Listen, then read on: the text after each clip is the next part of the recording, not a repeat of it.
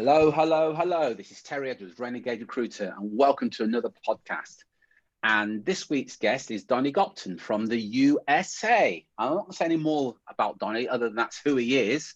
If you've been in the industry for any while, you'll know who he is anyway. So Donnie, thank you first of all. Thank you very much for joining us today. Thank you for having me on, Terry. I'm excited to be here and hang out with you. Excellent, excellent. So for those that don't know, and I know you're well known in the industry, tell us a bit about who you are and who you serve, please, buddy.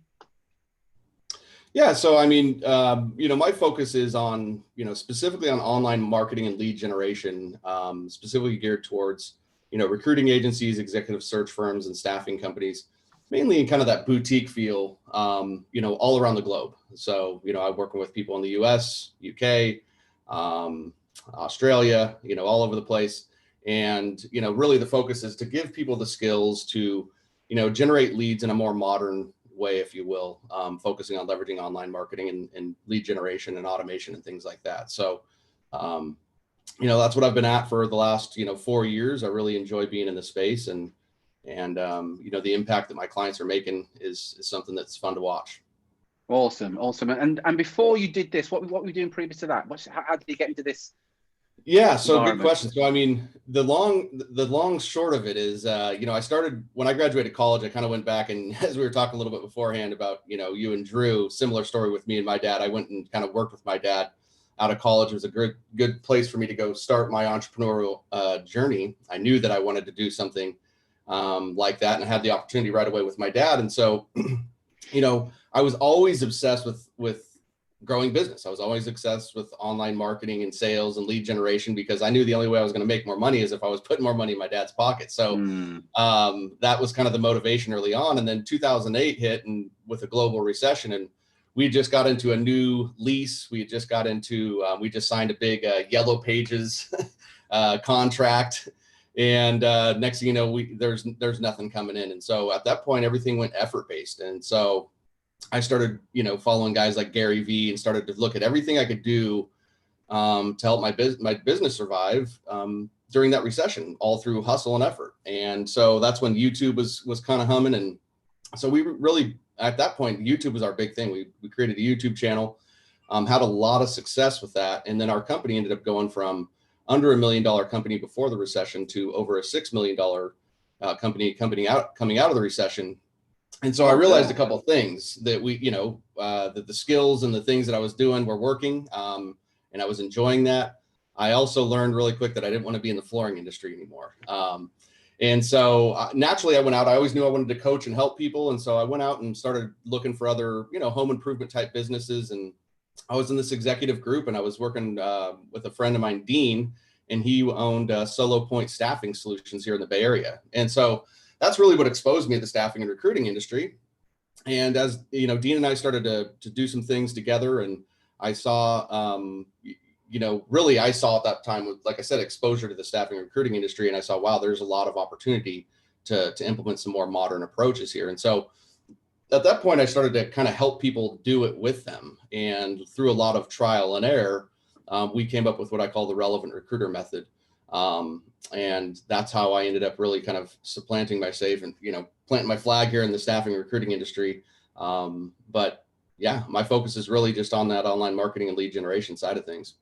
Excellent. And some interesting things there. You said that you use more modern ways of getting business. That brought a smile to my face because and I know that a lot of recruiters out there think that the only way of getting business is cold calling and begging for business. Yeah. So just to let you know, some people listening to this now going, what? There's other ways other than cold calling and begging for business? And yes, there is. So could you just give us an overview of the sort of thing that you mean when you say the more modern ways?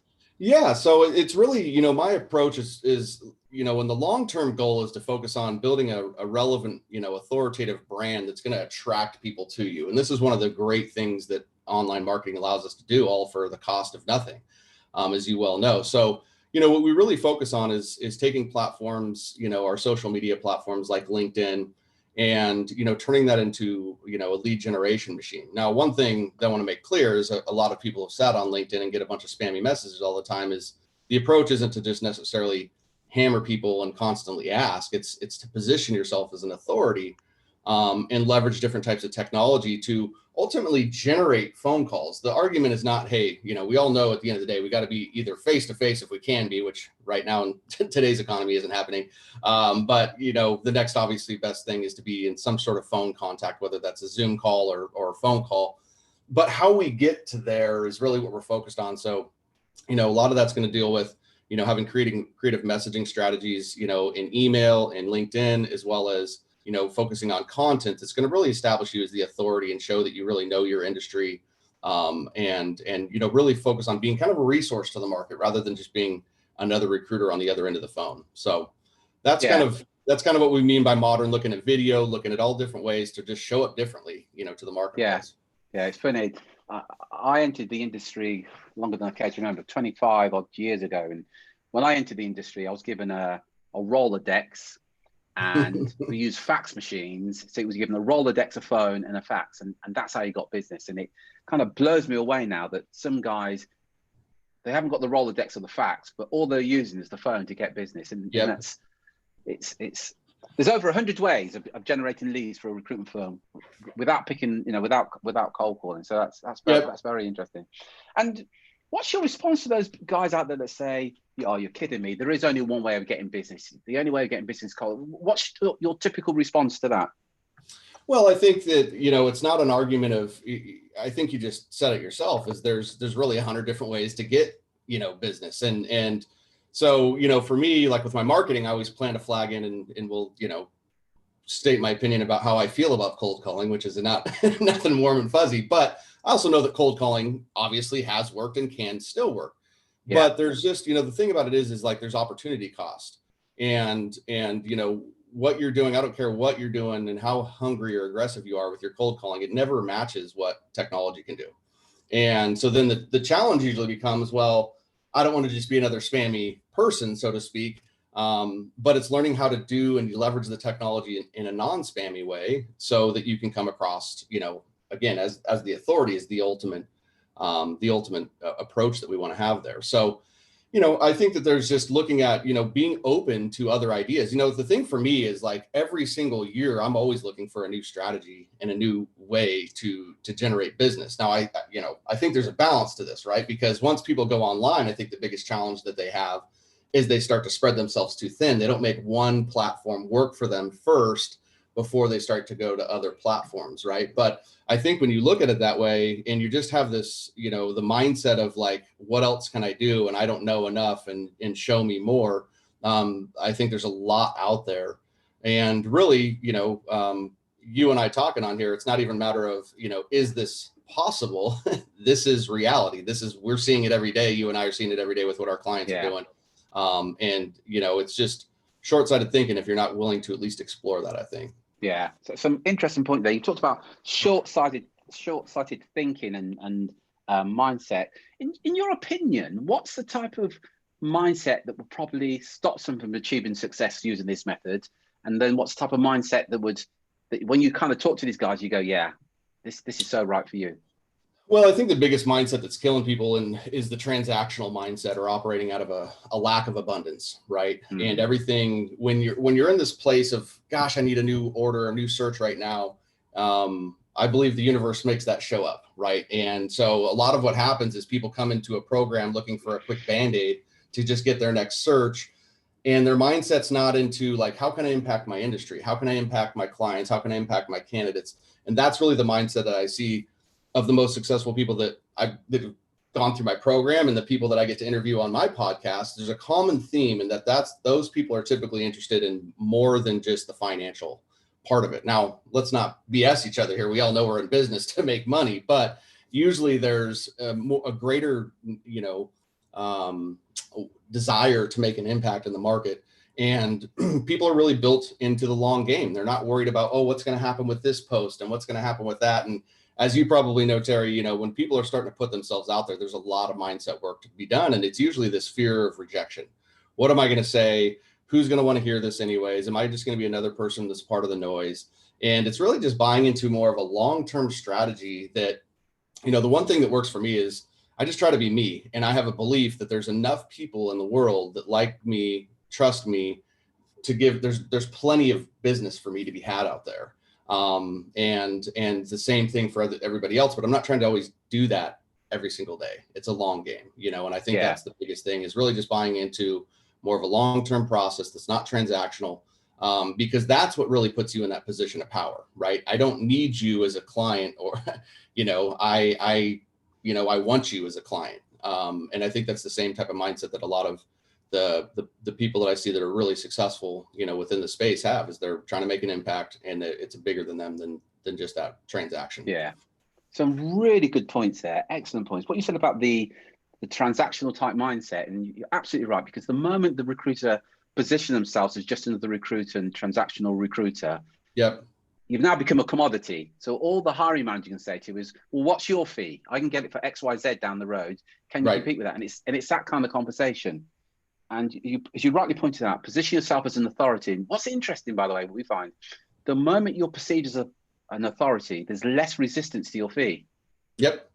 Yeah. 100%. You go in. 100%. Yeah. So some really good points there. And the mindset I thought was a really good point about, you're absolutely right. It is either fear of rejection. Another common one is what's called imposter syndrome. Yep. Who am I to post this on LinkedIn, Facebook, wherever? And they have this imposter syndrome, and the consequence of which they don't do anything. And the question we always ask, and I'd love to speak on that, because as you know my story, I'm not a recruiting owner, right? And so what's the natural shade that's always thrown my way is, oh, well, you didn't come from this, you don't know this, right?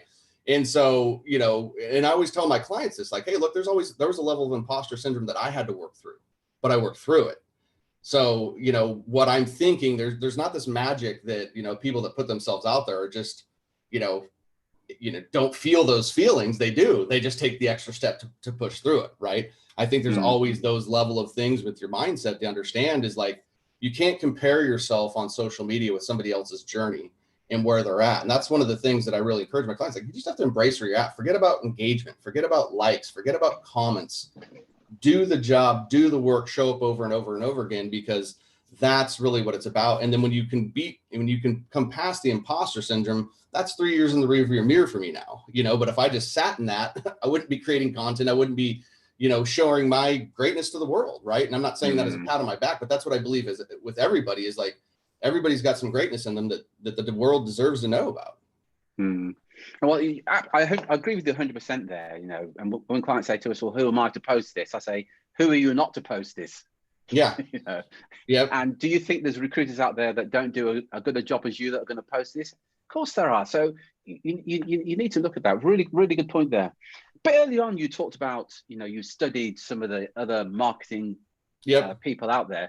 Who are your heroes, and who did you study? Who was your influences? Yeah, so Gary V, like I mentioned earlier, he was my first guy, and he had Wine Library TV. I started Flooring My Life TV, and that was kind of my first person that I really embraced. Now Gary's like, Gary's tired to me now. Not saying he's not the man. He's obviously the man, but his hustle doesn't really align with me as much anymore. But I worked with a guy, Scott Olford, really, really brilliant online marketer, lead generation. I worked with another guy, Jonathan Heston, Jason Hartnov. A lot of these guys are, kind of under the radar, but more mindset. I really work a lot on mindset. Once I started getting a lot of, my marketing tactics down through, I've been through plenty of coaching programs myself, and then a lot of trial and error myself. But Scott Olford, Gary V are the bigger names. Josh Harris was another guy I worked with. But Jason Hartnov and Jonathan Heston, arguably for me, have probably done more than any of the marketing coaches, because I'm a big believer in mindset. And that's where, pushing me past those hurdles. And I know that's what we were talking early on. That's a big part of your program. And, I can't stress that that's really where it's at. I mean, that's the keys, is if you got the right mindset, then everything starts to flow after that. But and then I've followed other guys, like Frank Kern and obviously Grant Cardone. I mean, I know of those guys. Those are not people that I consider heroes, so to speak. They don't necessarily align, but I've learned, a fair share of stuff from them. Yeah. And are there any books or anything that you'd recommend for recruiters listening to this now who are thinking, I want to get a better understanding of marketing and client attraction? Yeah. I mean, one of the books that I really like, that I think is good for any buddy getting started in marketing, is what is it called? Copywriting Secrets by Jim Edwards. It's just a standard, very basic book. Yep. That just gives, because copy is a big thing, and it just gives you kind of enough basic nuts and bolts.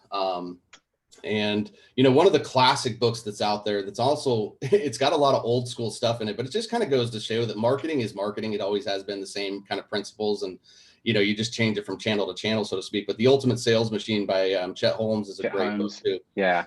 Yep. So those are two of my favorites that I've listened to or read on kind of a regular. And I always reference the Copywriting Secret stuff. Every once in a while I'll go back and try to get a little nugget out of there myself. And I really enjoy those two books right there. Yeah, agree with all that. And Chet Holmes, funny enough, I've probably read that 20 times, that book. Yeah. And I kind of go back to it every now and then. And it's funny that you go back to it and read something, you think, I don't remember reading this last time. And there's another nugget in there. Somewhere. Just you said some really interesting things. I just want to go back to what you said about copy. What's one of the biggest mistakes that you see recruiters and search firm owners doing when it comes to doing copy, be it an email, a website, a letter, wherever it is? I make it about them. There's this thing that marketing is how well I can say why you need to work with Donnie. And if you can shift that, if you can just shift that into making it about your client or your candidate, the win is there. And, then from there, it's finding good little hooks and angles and really finding out, it's the pain and the problem, within the market. And what I think a lot of recruiters miss out on is going back to a mindset thing, is they think that every recruiter is the same. Oh, well, I just do the same job as everybody else. And it's like, well, yeah, maybe, at the end of the day, we all do, but the one who markets it better is going to be the one that, gets the business. And so, learning how to really tap into your client's pains and problems and, articulate that through, whether it's, LinkedIn copy, email copy, video copy, all of the above. That's what gets somebody to kind of, it's almost like you're acknowledging like, oh, shoot. Oh, cool. Like I'm going through this too. Oh, I'm not a failure that I'm not filling these roles, or that I have this high turnover, or this, that, and the other. And people, I don't think understand the psychology of that, is that marketing really, when you can align with somebody, through their emotions, and we don't think of this oftentimes with the business, but that's really where it's at. And if you can expose somebody and make their, I guess the thing is, a lot of people think that copy also has to be how-to. I'm only giving away value if I'm showing you exactly the steps. And really, if you keep everything at the what and the why, kind of on a higher level, that actually will serve people better, because then that's what's going to give people to actually want to come take that next step with you. And the how-to content, just kind of puts you into another boat. But you can, people fail to realize the thing sometimes, that you can have just as much value by giving somebody an epiphany as showing them how to do something. And sometimes when you show them how to do something, you're really not giving them enough, and it ends up putting you in a different light. Right. So, I think if people are focused more on, marketing to their market, not about them, that's the biggest shift that I see, people making as they come into my program. Yeah, I would agree with you 110%. Most recruiters talk about, we've been in business 10 years. This is our mission statement, and we do this. And let me talk you through the recruitment process that we take our candidates through. And we always say, nobody really cares about that other than your close relatives, and maybe not even your close relatives that much. Right. Sometimes. So yeah, and it's got to be about the client. And the other thing you said there, because we do a whole thing on copywriting, that's one of our big passions in our program, is this thing, a whole thing about emotion. And I remember reading years ago that all buying decisions are based on emotion and then justified with logic. So whatever buying decision that you make, it's based on emotion. But if you're asked to explain it, you're quite logical about it. And people question and challenge us all the time when we say that. And I think one of the great examples, if you look at a magazine and look at the watches in the magazines, they will always be at 10 to 2 or 10 to 3, but the hand is in what's called a smiley face. Because they did years of research, and they found that if the watch was at 20 to 4 or frown, sales actually declined. And there's loads of evidence to support that. And I always say, don't take my word for this and anything that we're saying here. Go and look at magazines. Go and look at any ad anywhere. Go online and look at the ads. It's always a smiley face. All buying decisions are based on emotion and then justify the logic. You know, if you think about a car or whatever, there's a certain emotion that it creates as you're watching that ad for that car, and right, you know, and that's, you're absolutely right. That's what they've got to, in your copy, you've got to tap into. That's a really good point there. I'm kind of not surprised really, but maybe another end. You talk a lot about mindsets. I don't know if you're aware of this, but in all the time we've been talking, probably, I don't know, 10-15% it's about the mindset. I want to come back to it again, because I agree with you, by the way, 100%. It is about the mindset, and we know that our biggest success comes with those. We call it intellectual curiosity. So somebody comes into our circle and is like, "Yeah, but my market's different. That won't work." right. Yeah. So just from your point of view, could you go into a bit more detail of what you mean by mindset that brings the recruiters and search firm owners their greatest success? Yeah, well, you know, I mean, I think the mindset is, you know, it's obviously a word that's thrown around, you know, a lot. And I think people will go through different stages of mindset, and, you know, and different things of, you know, that they've been through their life, and things, their own stories that are holding them back. And, you know, so I've done work around money mindset, and I've done work around, you know, mindset about who I feel about how I love myself, and how I love my family, and how I want to show up. And I really saw a really interesting post by a friend last night. It says so many people are walking around not being authentic because they're afraid to leave their old self, because their old self is so attached to the trauma.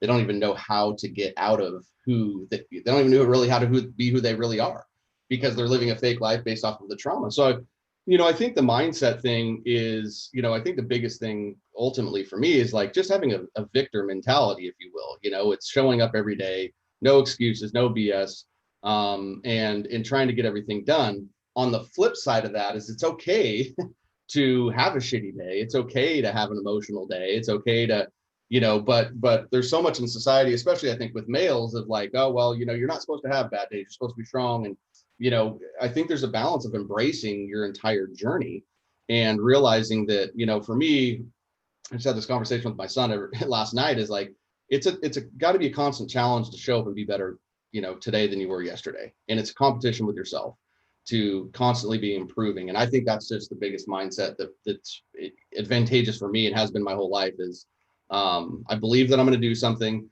Yeah, I have my self-doubts along the way, but I get back into, you know, things that help with my mindset, like my meditation and journaling and things like that, and really grounding myself. But I think it's just this constant journey to improve. And tell me more. What don't I know? What can you share with me? What can I learn? You know, as I'm sitting here listening to you on, you know, as we go back and forth, there's things that I'm picking up, you know, and learning, just because that's how I'm wired. That's what I want to be. And I think that a lot of that, sometimes our ego gets in the way of, and I even talked to a guy a couple of weeks back who, he's like, man, I could use your help. He's like, I just need to get out of my own way.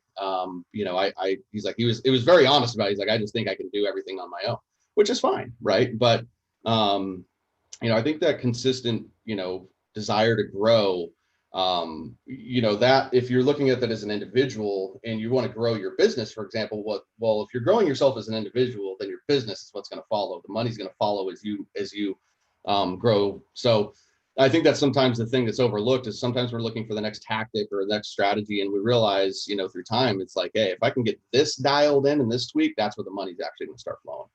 Yeah. Oh, 100%. We think so. I didn't realize we think so alike. And yeah, our map of the world, and some things you said there, the ego, and that's the thing that gets in the way. And people, yep. I always explain to people that my sort of description of the ego is like your overprotective parent, that want to keep you safe and wants you to look good all the time. Yep. So your ego will stop you from stepping outside your comfort zone and going, I've got to post this or whatever it is, because your ego's going, no. If you stay back here, nobody's going to notice you, and you're quite safe. And it's very much like the overprotective parent. And you're absolutely right. That gets in the way for the majority of our clients.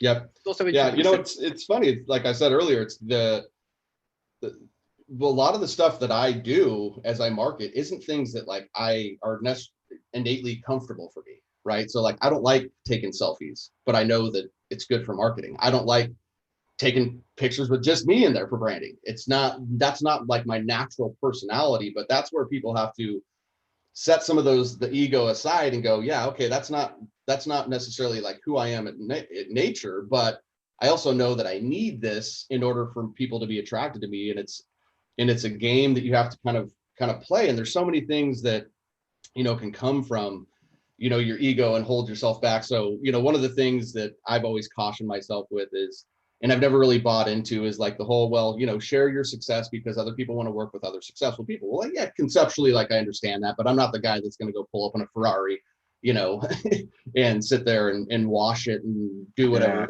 Yeah. It's not my style. Exactly. Right. So that's not my style. But on the flip side, as I've kind of come out of my comfort zone with this and start to share more of those things. So I shared a picture of I just moved. We got a nice, beautiful home, nice, beautiful backyard. And I posted a picture of it with my pool and waterfall and all this stuff. And, I didn't think much of it, got really great engagement, told a little story about my journey about that, and actually shared my mindset about that. Long story short, though, as I was on the phone with a client a couple weeks later, she's like, yeah, ultimately what made me want to move forward with you is that, I saw that picture of your house and this, that, and the other. And I just decided I wanted to work with somebody that has that. And I was like, wow, like that's mind blowing, because if I would have just stayed safe and wouldn't have posted that picture because it's not necessarily what I would do innately, then, I would have never had that business. Right. So I think, and I keep going back to this, and I share this with my clients. I try to be as raw as possible, that it's not always easy for everybody. Even the best marketers that you see out there every single day, the people that are putting themselves out there every day, have some level of mindset work that they're doing. And, it's kind of like one of those, I always use the riding a bicycle analogy, right? You start riding a bike. When you first ride a bike, you have your training wheels on, and then you get your training wheels off and you can ride. But then in a couple of weeks, you might be able to, jump a curb, and you might be able to, do a wheelie. You might be able to ride with no hands.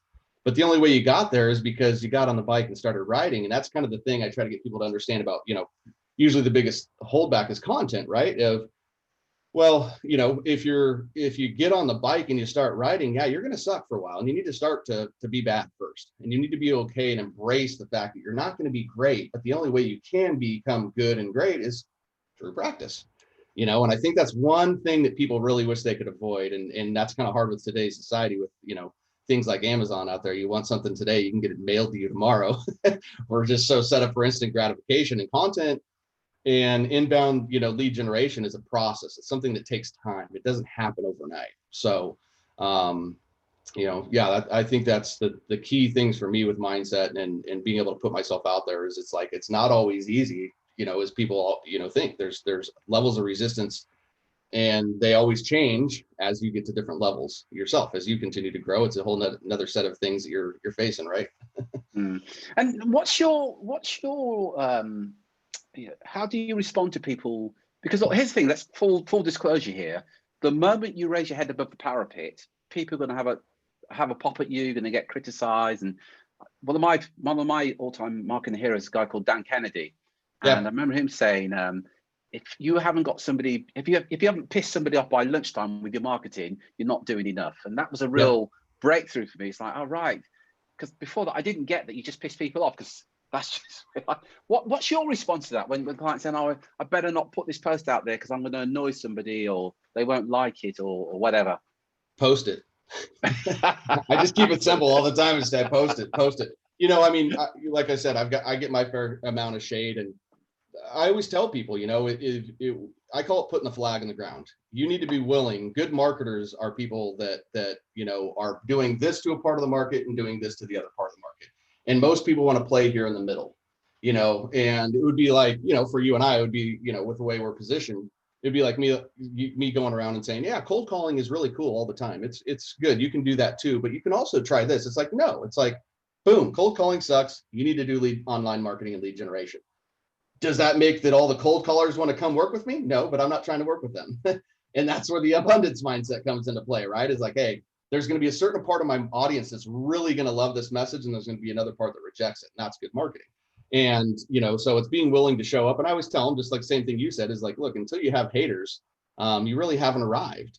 And, you really want to start throwing some salt in other people's stuff. That's going to come your way. But, that's really where you have to detach from the ego and realize that 9 times out of 10, it's just what that person's going through that day, to show that stuff and share that stuff on there. And so it's just a part of it. And the first time you get them, they probably sting a little bit more. But then through time, you kind of realize that, okay, moving on. And I always call it like an asshole detection machine, right? It's like, okay, well, if this person's going to be an asshole here on my social media feed, nobody I'd ever want to do business with, ever. So thank you very much. We did ourselves both a favor here. But just another specific story on that. About a year ago, I went back and actually was doing a lot of mindset work and came back from a kind of a weekend mastermind, and man, was I on fire when I got back. And so I wrote a post and dropped a couple F-bombs in the post, and I did it and didn't really care about it and just was being authentically me. It wasn't like it was vulgar and crazy or anything like that, but I was just using, dropped a couple F-bombs in there. And boy, oh boy, the pushback that I got from that. And there were certain people that were telling me I was going to go out of business. Oh, this is going to work negatively against you. And my business is probably up 300% since that time. So it's funny what people think, and you can't get into, if you start listening to everybody else's nonsense, then, it's a tough thing. And one last thing, one of my coaches told me is that if they're not a client, they don't get a vote. If they're not a client, if they're not paying you money, they're not a vote. One guy commented on when I did that thing, oh, well, I was thinking about working with you. Cool. Well, keep thinking about it, buddy, because there's a bunch of people that are working it with me, Yeah. I love your attitude. It's exactly. I remember we did slightly different. I wrote some copy for a client, and part of the copy said, look, if you're a hiring manager and you're looking for the cheapest candidate, then stop reading because this isn't for you. If you want the best candidate, keep reading because this is exactly for you. And she pushed back on that, saying, I can't say that because I said, but that's the whole point of copy. You want to repel the price buyers. I'm deliberately writing the copy so you repel those price buyers who want the cheapest candidate. And you want the hiring manager that says, no, I want the best candidate, because you can't have both. Yep, you can't. Absolutely. Yeah, well, that's it. It's that, well, I want to play safe. I don't want to ruffle any feathers here. And it's like, well, that's cool. Well, you can be liked if you want. If your goal is to be liked, then go ahead and play safe. If your goal is to get business, then be bold. Off air, just before we went on hill, I was pulling Donnie's leg about the. I won't go. We just talked about the election and whatever your political view now, and it doesn't matter. I'm just going to illustrate something now. But whatever your opinion of Donald Trump, he never said, "I better not tweet that." Whatever your opinion, he didn't. I can't remember how many millions voted for him and for Biden. They didn't play it safe.